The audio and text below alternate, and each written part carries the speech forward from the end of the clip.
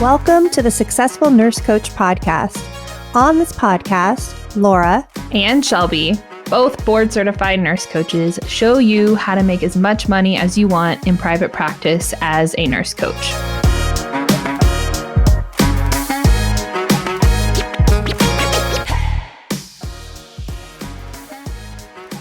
Hello and welcome, Successful Nurse Coaches. It is Shelby and Laura here today for episode 3 of the Successful Nurse Coaches podcast.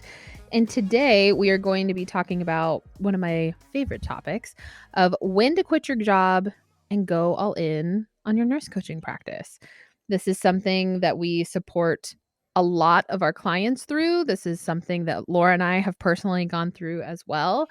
So today we're going to be sharing some tips and tricks from our own personal experience and then giving you a lot of our 2 cents on what we think about this topic and how we see it play out in many different nurse coaches' journeys. Laura, how are you today? I'm well. I'm just sitting here listening to you talk and reflecting on the day I quit my job and remembering all the feelings and what a big deal it was. And I forget how big of a deal it felt at the time to quit the job. So I'll kind of just share my story, and then Shelby, you can share yours if that's cool, to let our listeners know that we get it. We get this process. So I was working as an advice nurse for Kaiser, and at that time, I had been going through my own health journey. I had started working with a naturopathic doctor. And for those of you who don't know, at age 35, I was on 14 medications and I had 10 different diagnoses. And my primary care physician told me it was all in my head and just kept on referring me to psych. So that's how I started working with a naturopathic doctor. And after working with her, I was off all meds and almost symptom free in about 16 weeks. So my entire paradigm of health just got flipped over on its head. And I found myself in a job and in a role where I was on recorded calls having to give advice that I did not believe was true anymore. And I wasn't able to help my patients in the way that I wanted to. And so for me, I kind of quit. It was more of I was driving home from work one day and I just knew I could never go back. So this was just when I was exploring becoming a nurse coach. I wasn't done with certification. I wasn't ready to launch my practice. And I quit my job before I even launched my practice. And the feelings that I had during that time were shame, because I was going to have less income for my family. My husband could support us, but he'd have to work some overtime. And nobody understood what the hell I was doing, but I knew that I had to help people in another way. So I was in certification. I quit my job when I was in certification, and that was when I went all in. I went all in right in the learning process. How about you, Shelby? Tell us about, I was your peer coach partner, so yeah, I know it well. Laura's had a front row seat to essentially all of this for me since the very beginning. Something I want to quickly acknowledge you on, Laura, is honoring your nudge. A lot of people, nurse coaches in particular, we talk ourselves out of our intuition, our intuitional nudges, if you will, and that's just like a really no bullshit. I knew I was driving home and then I acted, and it can be that, it can be, I won't say that was easy, but it can be that cut and dry, right? It can be that simple. My story is similar. It was 2017 and I was about to get married. I remember talking to Heather from the Nurse Coach Collective for an enrollment call into nurse coach certification. And I talked to her twice on the phone, and I was working in the ER at the time. I was working like mid shift, which was just like, I don't know, the worst, working 3P to 3A, and it sucked. And I remember getting off that call being like, okay, she's explained nurse coaching to me twice, but I still don't really know what it means. But there was, again, this burning urge of like, you have to do this. You have to. And so me and my then fiance, now husband, were long distance at the time, and I hung up the phone with her and I called him and I was like, I gotta explore what this means. We were paying for a lot of our own wedding too. So at the time, big financial commitments in a baby relationship and a beginning stages of a marriage. It was a really big ask for me. I never had to consult anybody on financial decisions before. And like I just remember feeling like I was faking it 100% of the way. I didn't know what nurse coaching was. I was marrying Rob, and we had been, I'm not kidding y'all, dating long distance across the world for years. Like we had spent very little time actually together in real life. There was a lot of newness in my life. And I jumped in. I was in certification. Everything was going great. Rob and I had moved cross country a few times while in certification over that 6 months, and that's when Laura and I got paired up. And I was kind of going through the motions in the course. Like, not that I wasn't playing full out. I knew that I wanted to create a private practice, but when it comes time to actually like commit on that want, it it is you find any reason not to do it, right? And I had a lot of really excellent reasons not to begin. And I know that I've told this story 100 times, but Laura was just like, "So when are you going to like start? when are we going to like do it?" And I was like, "Oh yeah." And I kind of felt like I was living someone else's life. Like I just felt almost in a trance. I remember going to the courthouse or the county clerk and filling out my LLC paperwork and just being like, "Who do I think I am to do this?" Like I was God, I just remember that feeling so well of like something else was guiding all of those decisions and all of that action. And I was on a travel contract where we were living at the time in upstate New York, and my contract was almost over. I remember talking to you on a coaching call about if I was going to see if I can get on day shift, see if I could like slowly transition out of my ER gig and into this coaching full time. And the ER I was working in at the time, unfortunately, was just really hurting and understaffed, and it was not a safe place to be working pre-pandemic. I can only imagine what it's like now, Mm. but you told me on that call, like, they will always, even if you leave for 6 weeks, they will always need you to come back. And of course I knew that, but having someone reflect it back to me was like, "Oh, yeah, of course. Like, of course. Of course. They're hurting so bad that they would probably pay a non-nurse to do the nurse's job at that point. Of course I can go back." And having that perspective just opened up for me. And then there was one particular night where I was newly pregnant and they wanted me to take care of an active shingles patient, and I have never had chicken pox ever. And also, I have the vaccine does not work on me. I've had 6 boosters with never, it just doesn't work. I went to my charge nurse and she was like, "Um, yeah, you're just going to have to take care of this patient." And that was my moment of Mm. like, they do not care for my health and my safety. And of course, I had been in similar situations before to where my own health and wellness was at risk, but it was never so real to me as in that moment. And I had like a week left on my contract and I walked out and never looked back. It was very clear to me in that moment that that's what had to happen. I had no business coach yet. I had just graduated certification. Again, my husband was in the position to float us for a little while. It was going to be uncomfortable and we were going to have to adjust. Um, but for a long time, the hospital needing me was a huge comfort. I could always go back if things got too crazy. And if those of you who live in really cold climates, like our heating bill up there was like $1,800 a month. It was insane. Like it was Mm. we needed we needed two incomes to literally keep warm in the winters. And then after a while it just became a threat. Like I would do anything to not go back to the hospital, and I was willing to move whatever mountain it took to ensure that that didn't happen. So I know that in sharing both Laura and I's stories, we quit well before we were ready, well before we had any income, well before we had any freaking idea what we were doing at all. And guess what?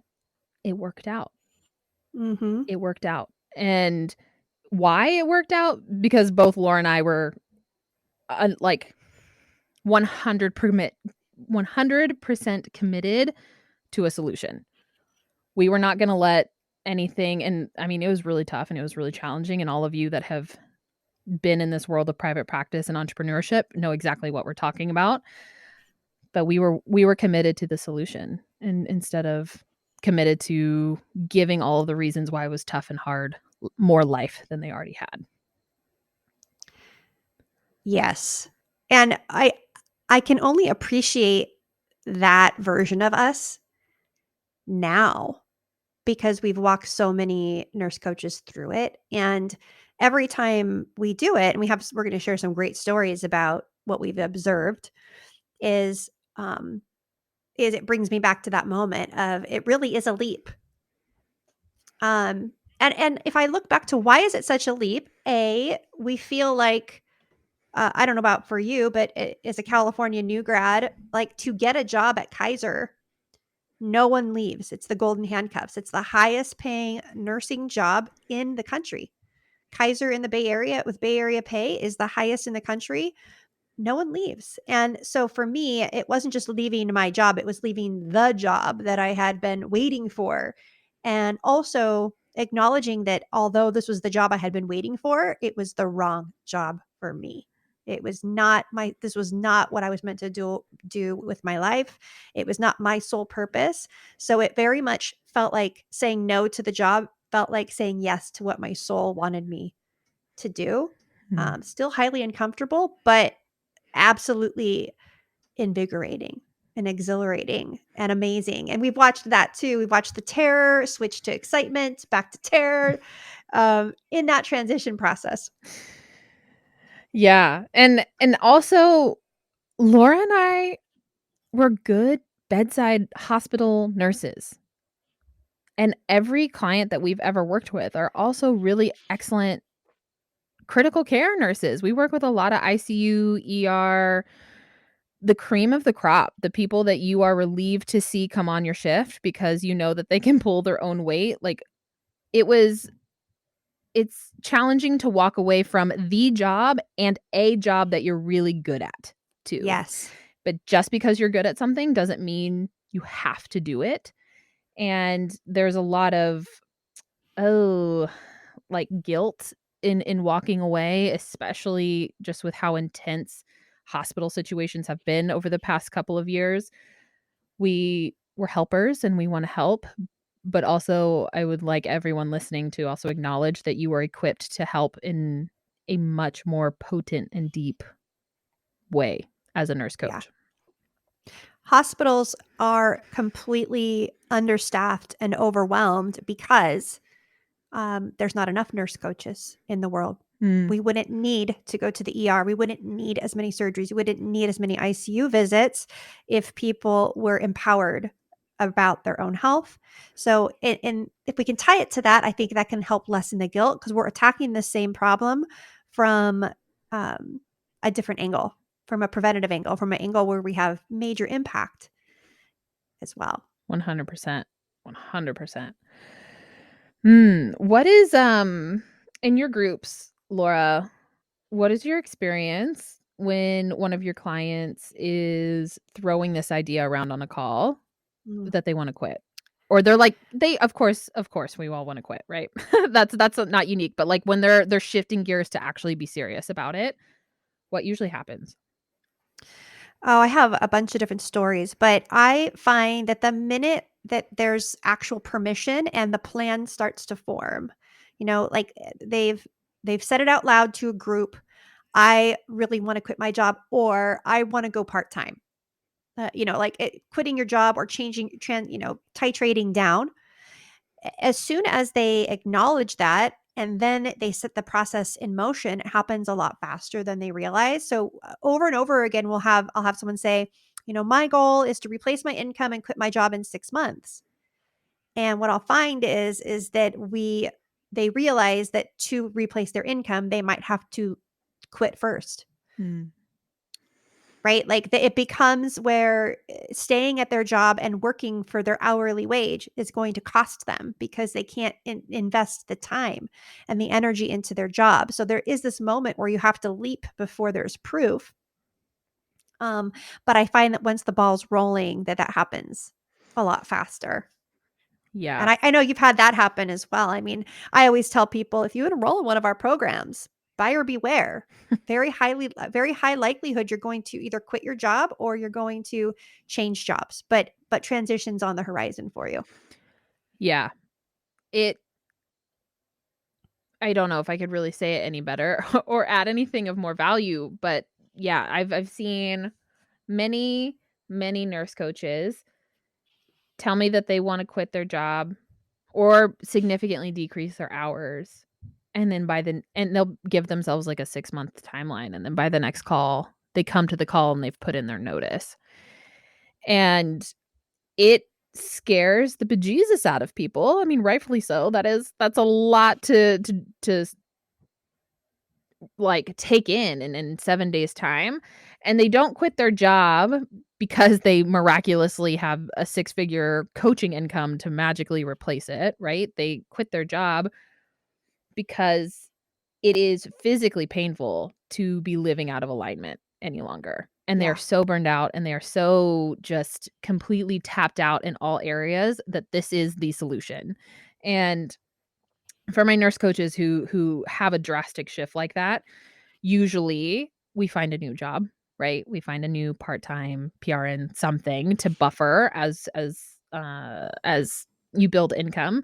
But do not be surprised how quickly the universe acts on your behalf when you put your money where your mouth is and start to take action on what you've always talked about creating. It can happen very, very quickly. And we've seen that also time and time again with people who or with nurse coaches who generate insane income for being a new Hmm. business owner. They create 5, 10, 15, $20,000 in 12 weeks, in 16 Yeah. weeks. And if you translate that kind of because the business model we share with our clients has such low overhead, that is pure profit, right? You only expense is really whatever coach you hire and the cost of a Zoom yearly membership, which is like $140. It's like all pretty low. So if you were to translate that into completely returning your investment within 8 to 16 weeks as a new business owner, if you were to put that in any tech startup, any other business, any doctor's office, like that's bananas. Right. It's crazy fast how quickly things can conspire for you. Yeah, and I feel like that's a good segue to some of the practical aspects of this decision. So, we at any time are coaching 10, 20, 30 nurse coaches, and they're all in different levels of some of them are um, nurse leaders working full-time salaried, some are working PRN, some are working part-time, and most of them who hire us have the dream to do this full time, to be a coach full time in private practice, working for themselves. And when people start to play with this, we ask them basically three areas of questions. And the first area we ask them to do is to take a really honest look at their finances. And even asking someone to do this can make them uncomfortable. But I ask them to write down how much they need to survive. How much money do they have to make per month to eat, to survive? Are they financially stable? What's the minimum amount of income per month they need to survive? What does their partner make or husband make? Is their husband on board? Can they create a budget together? It's nice to get actual numbers when you're making a decision like this. And one thing, Shelby, we didn't bring up is Oh my the gosh. health insurance one. I'll let you go into that Yeah. when we come to that point. So finances, really taking an honest look at what it's going to look like. Second is time. How much time do you have to dedicate to your business if you're working 50 hours a week? Like there comes a point where you have to have more time to invest in your business for your business to invest in you.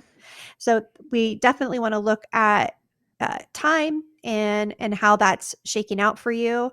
And third, and probably the most important, is mindset. Can you cultivate the entrepreneurial mindset when you're still relying on a paycheck?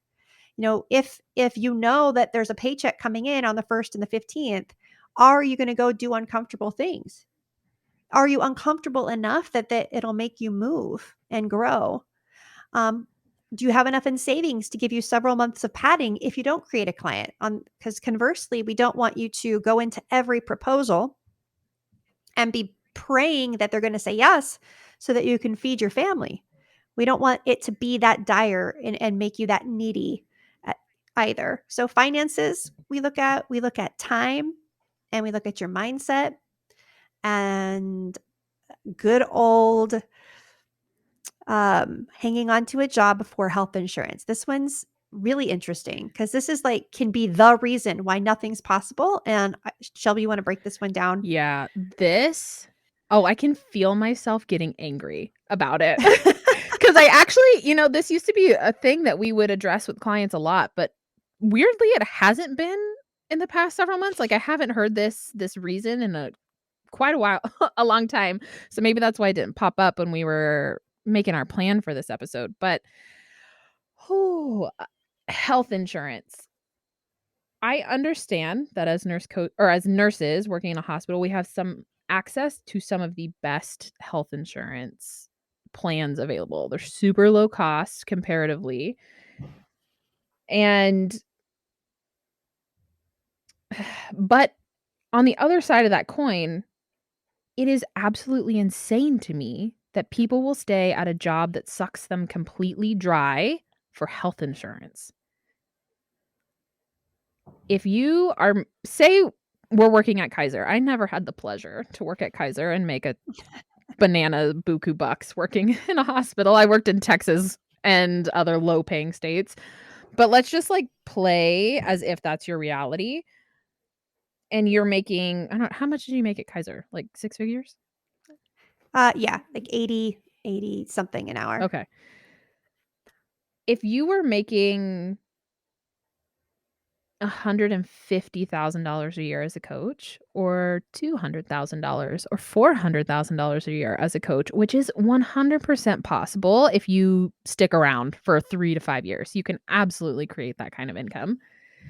Do you give a shit about health insurance? Like, does the price of health insurance really bother you? Um, my own experience with this is, so my husband was in the military. The military has great insurance. You don't pay a dime for health insurance. And he got out of the military, 2020 kicked off all about the same time. And there was a period of time to where I was like, oh, he's going to get a job soon. So we're just going to like let the military insurance lapse and we're just not going to have any for like 30 days. But then this new job will kick in and we'll be fine. Um, thank God we did not do that. But we priced out insurances. We went on marketplace, and I mean, granted, like it's never going to be my choice to go to a medical doctor unless I like actually need it, right? I'm going to pursue other ways of healing first. Um but then like the worst case scenario happened, Laura. I got diagnosed with an aneurysm. I needed open heart surgery. With all of this, and like insurance was in in the air for us. And luckily we were able to extend the military insurance for a period of time after he got out. So we were okay.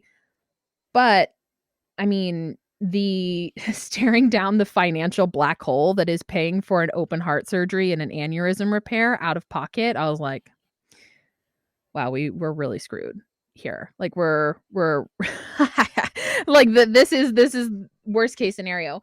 But at this, on the other side of that thought was, I know that I can make enough money to pay it off because my income as a coach is infinitely, the potential is, there is no limit. There is no cap. I can create whatever I need to create. And if I have to go on a payment plan for the rest of my life to pay for this life-saving surgery, then so be it.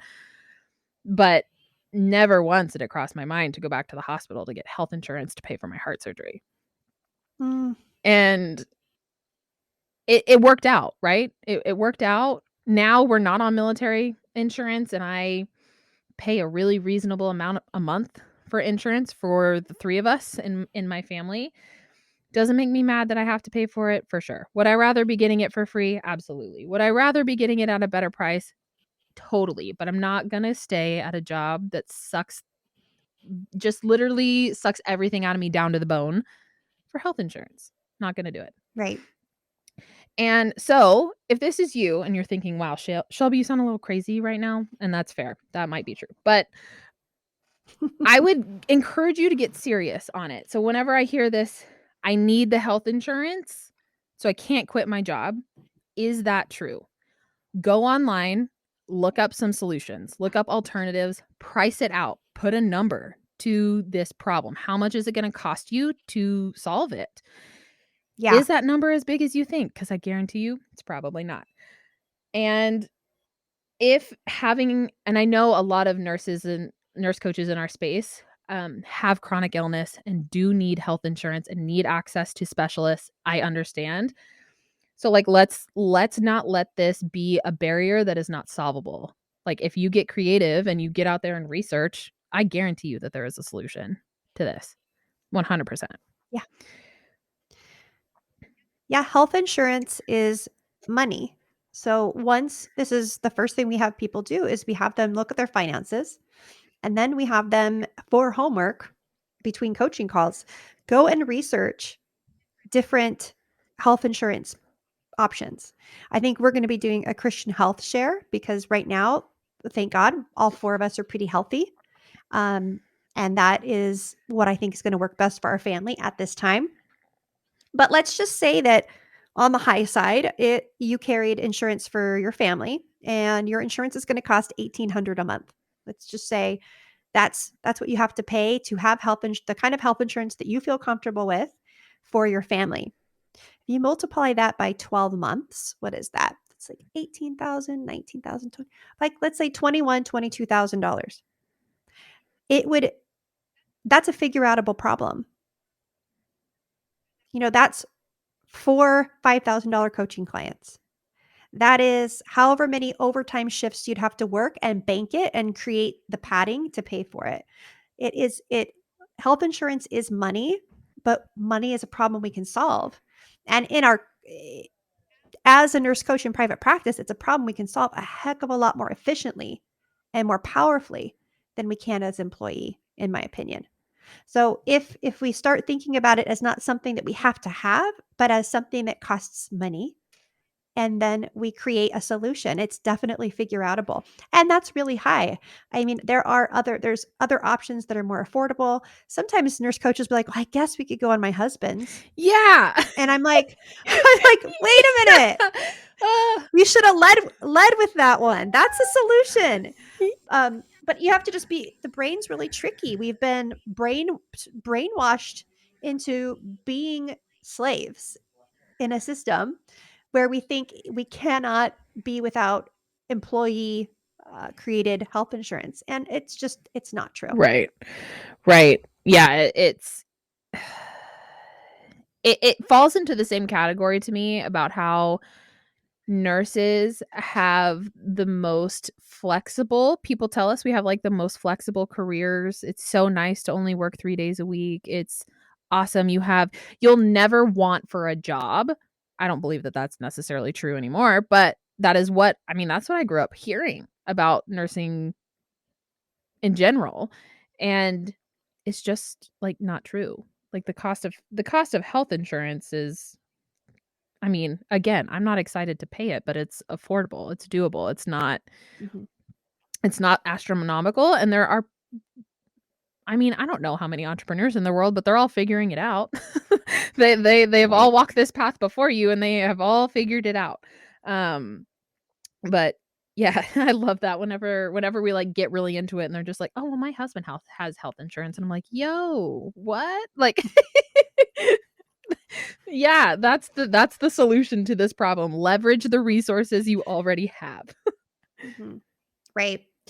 I also think another way that we can look at this, which is another way to problem solve this, is sometimes nurse coaches, let's say they're a med surg nurse and they're working 312s. And we all know when you work 312s, you actually are unavailable 4 days a week because you would need a full day of recovery after working 312s. Um, you don't have to necessarily quit your hospital job and have no income. But we have a lot of clients who have did something very similar to me. I told my naturopathic doctor, "Hey, I quit my job and I'm starting my own business and starting my own practice."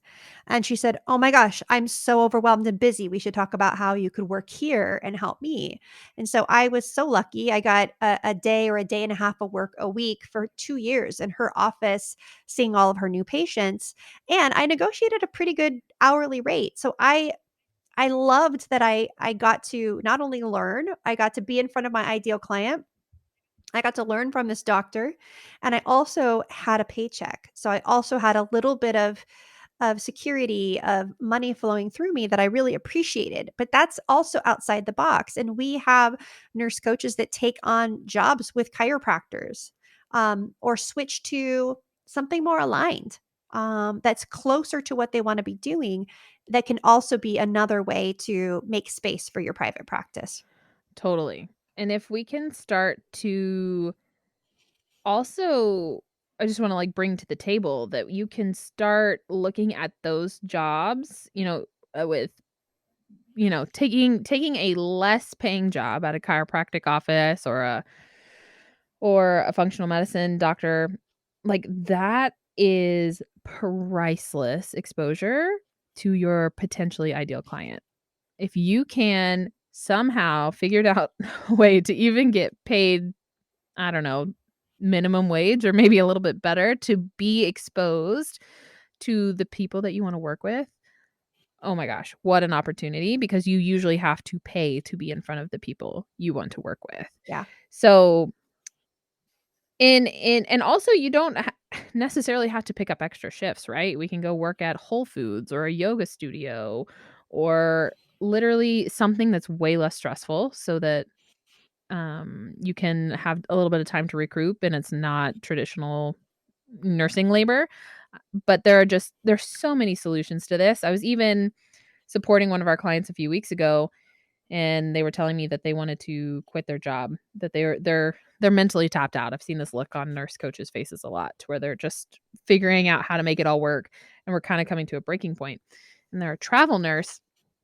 And I was like, being a travel nurse is the best. Like you can just take a break whenever you want. And he has enough padding to do that for at least, I don't know, 4 to 6 weeks. And so I was like, we can just test it out. We can just test it.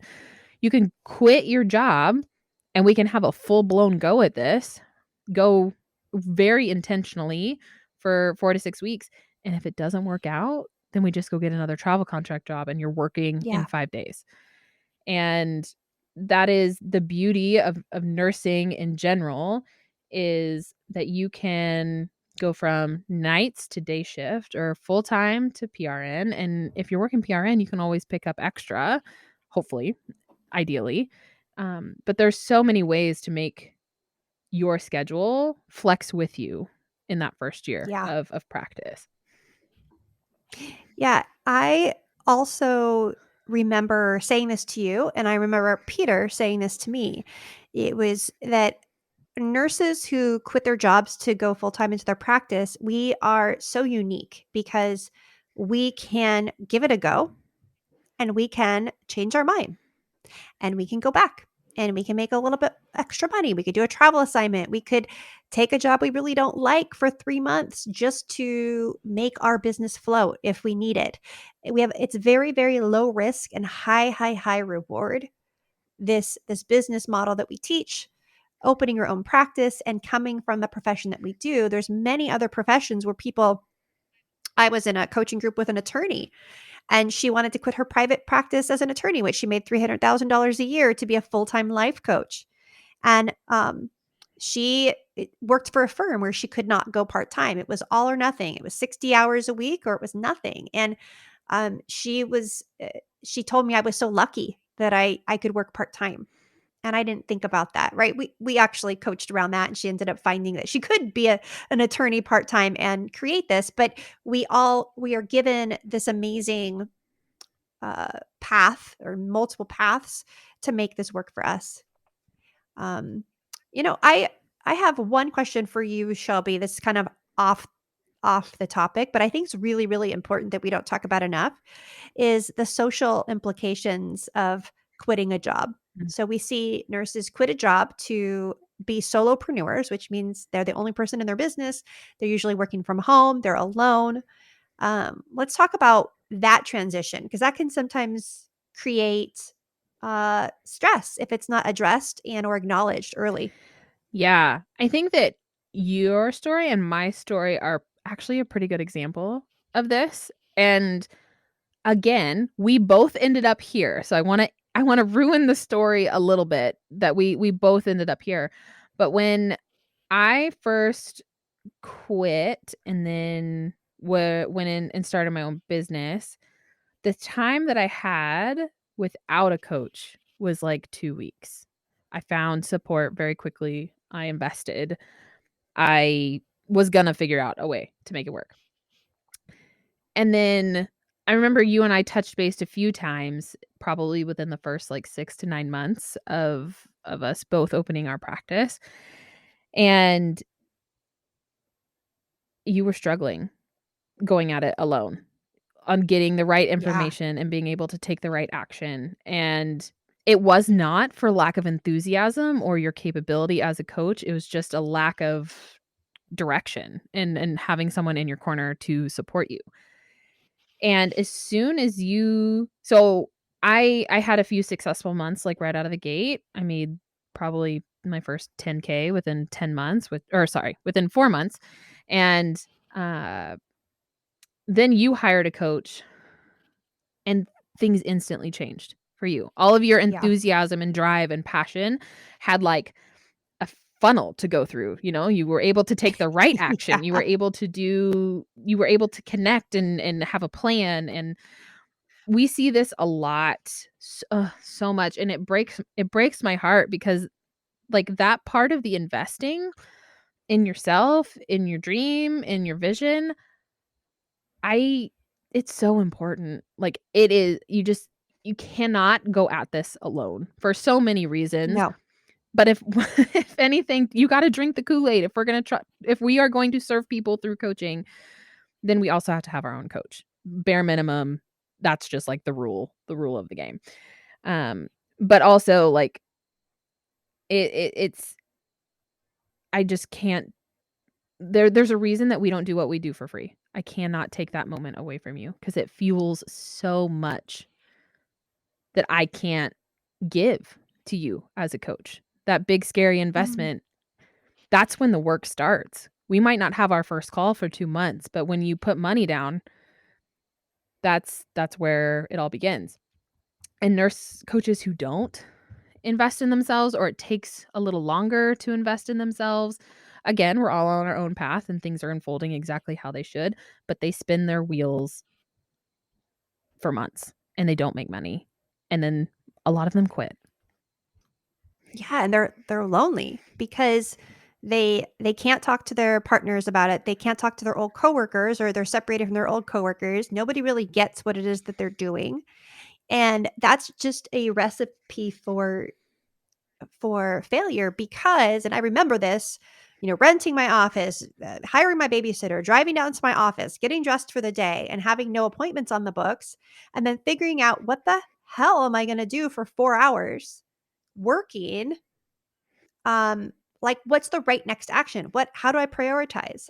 Um, that's where I feel like being in community, either in a community of colleagues, in an entrepreneurial community, in a group coaching experience, minimum, at least a coach. But this is not a career that flourishes when you're all alone. And one of the things I hear from nurse coaches is, well, I'll do an enrollment call with them.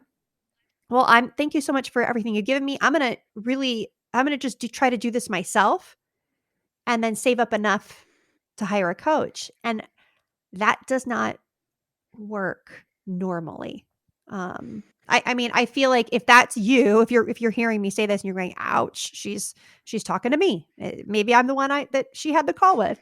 At the minimum, it is your responsibility to find somebody or a group of people to support you. Even if you have to call all of the people from your certification. If you have to go find your own free group and lead it and create the accountability and create support, then you need to do that, because this is not a business that you're meant to be alone in your room or in front of your computer, and to be Yeah. successful.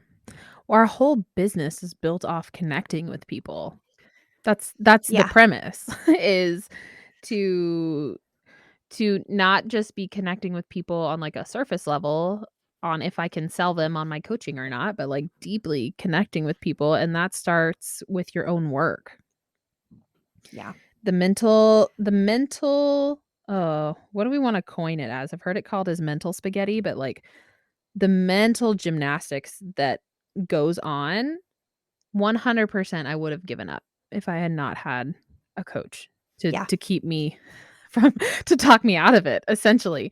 Um, so And have a yeah, team, like all of our programs are group programs for that reason, because we find that feeling like you have a team that knows your goals, knows what you're working on, so that when you say you come to a call and say, I just got my third client or my second client, and you have 6 to 8 other people or a group of 25 people cheering you on, clapping for you, witnessing you, mhm, it means like so much. It means so much to you. And in conversely, when you have a string of no's, which is going to happen, that you have 10 other people reminding you how awesome you are and that this is normal, nothing has gone wrong.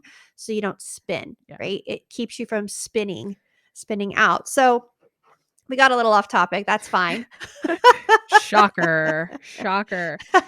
Yes, but I hope that as if you're listening to this and you are not plugged in to a coaching space or you feel like you're on the fence of quitting your job and you don't have the support in your corner, here's the sign. Here's the sign to reach out. Again, we'll probably go blue in the face saying this. We would love to support you, but it does not have to be us. It just has to be someone.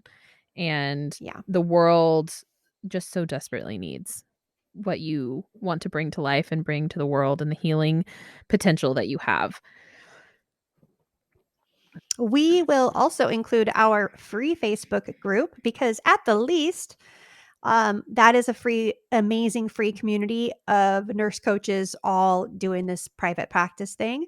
And the name of our group is the Successful Nurse Coach. And in our show notes, we will put that link for you guys to find us if you're listening to us for the first time. Yeah, come hang out. I get so many messages from new nurse coaches and they're like, "Oh, this is where everyone who's doing a private practice is hanging out." And I'm like, "Yes, we exist. We are not mythical. There are dozens of us at this point. Please come get plugged in and we yeah, just can't wait to have you part of our community. It's super fun." Awesome. All right, guys. Well, we love bringing this to you. We're going to bring you another episode next week, and come find us. Don't go at it alone. See you later. Bye.